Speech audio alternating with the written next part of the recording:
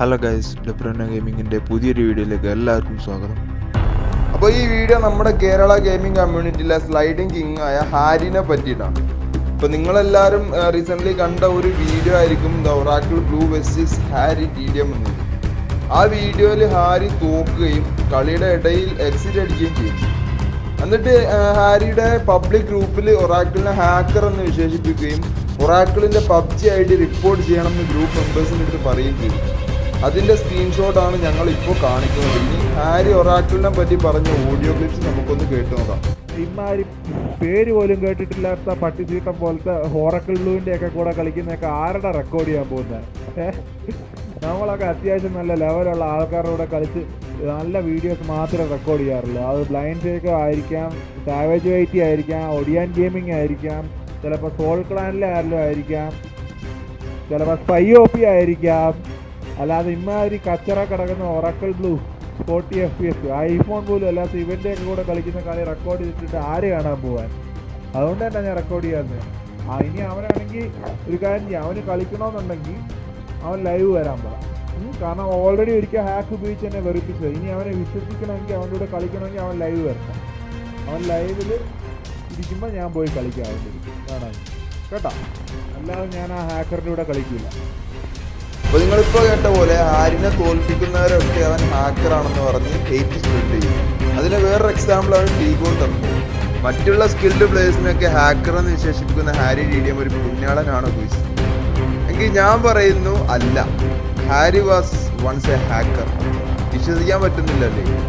എന്നാൽ ഞാൻ ഹാരി ഒരു ഹാക്കർ ആണെന്നതിനുള്ള പ്രൂഫ് സ്ക്രീനിൽ കാണിക്കുന്നു. ഈ സ്ക്രീൻഷോട്ട് എന്ന് പറയുന്നത് ഹാരി TDM ഒരു ഹാക്ക് സെല്ല് ചെയ്യുന്ന നോർത്ത് ഇന്ത്യൻ ആയിട്ടുള്ള കോൺവെർസേഷനാണ്. ഇതിൽ ഹാരി അവനോട് ഹാക്ക് യൂസ് ചെയ്ത ബാങ്ക് കിട്ടുമെന്നും ഇത് റൂമിലും ക്ലാസിക്കിലൊക്കെ സേഫ് ആണെന്നൊക്കെ ചോദിക്കുന്നു.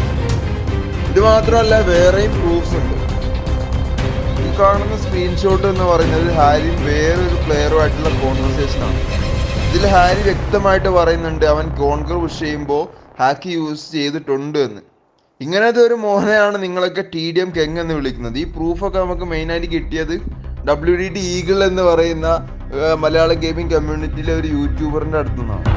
ഇത് മാത്രമല്ല, ഹാരിയുടെ ഹാക്ക് യൂസ് ചെയ്യുന്നെന്ന് ആക്സെപ്റ്റ് ചെയ്തിട്ടുള്ള വോയിസ് കൂടി നമുക്കൊന്ന് കേട്ടു നോക്കാം. ഇതിന് എക്സ്പ്ലനേഷൻ വന്നേ ഉള്ളൂ. ഹാക്കിൻ്റെ ഒക്കെ വില അറിയാനും അത് എങ്ങനെയാണെന്ന് യൂസ് ചെയ്യാനും അറിയാൻ വേണ്ടിയിട്ട് ഞാൻ അവരോട് ചോദിച്ചു, അത്രേ ഉള്ളൂ. അല്ലാതെ ഞാൻ വാങ്ങിച്ചിട്ടില്ല. വാങ്ങിക്കുന്ന സ്ക്രീൻഷോട്ട് ഇതിനകത്തുണ്ട്.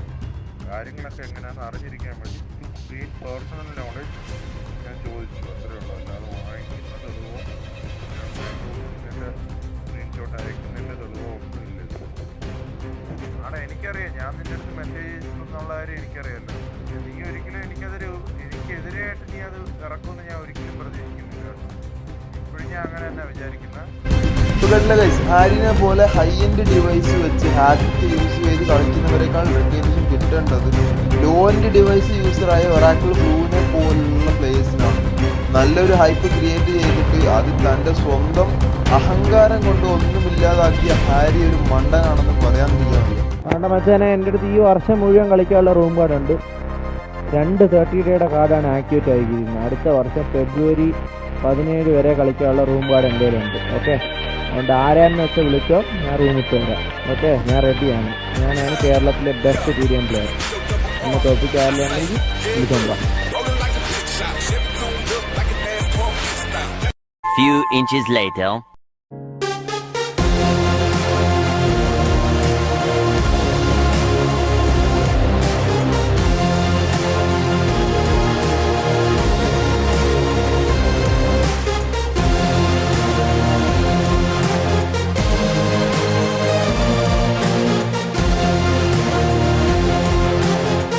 അങ്ങോട്ട് ബാ, ഇക്ക പൊറോട്ട ഇറച്ചിയും പിടിച്ചുതരാം.